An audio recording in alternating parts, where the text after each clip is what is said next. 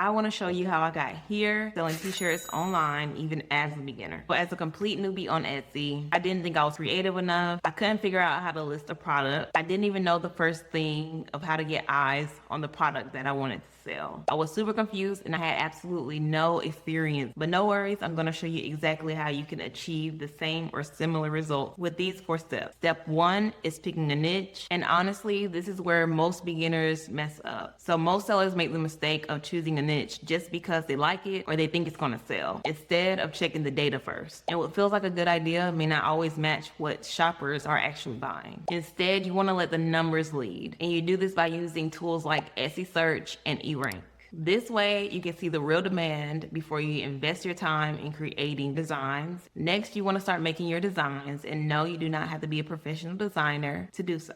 The tools I use to create my designs are Canva and sometimes Kittl. After you have narrowed down what the buyers are actually looking for, now it's time to start doing your homework and studying what is trending. And during this process, you want to look for things like the design layout. You want to look for the color combinations that are being used in the design, the font style, and the graphics that are being used frequently. Next, you want to take this information and see how you can apply it to your design, but also put your own spin to it. Once you've started creating a couple of designs, you want to go ahead and start setting up your Etsy shop. And if you're doing print on demand, Printify. Now, I choose to use the Etsy platform because they have their own built-in traffic. They bring in millions of active shoppers that are already looking for what I'm offering. So that is less work on my behalf versus me creating my own website. Then I'll have to pay for my own ads to bring in traffic. I'm gonna have to go on social media and do all the extra work.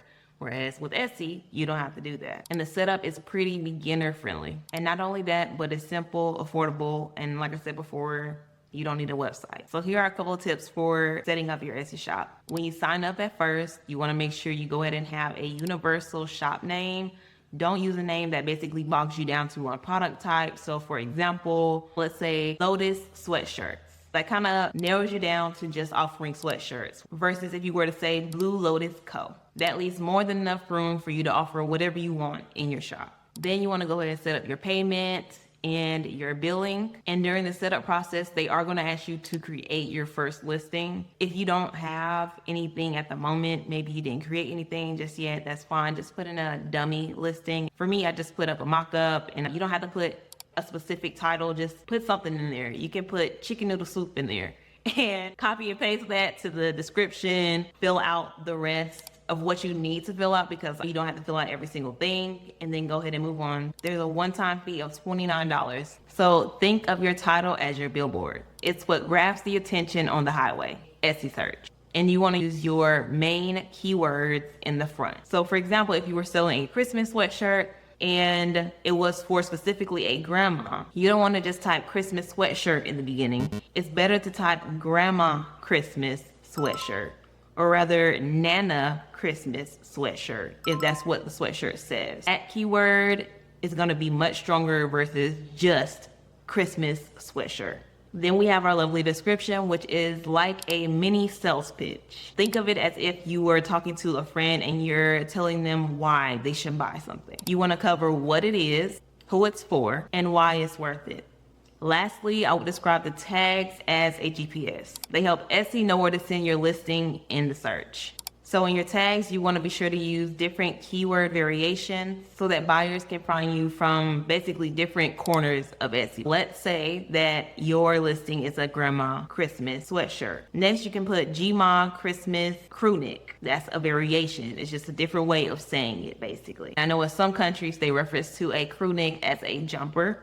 So that's another keyword you can use as well.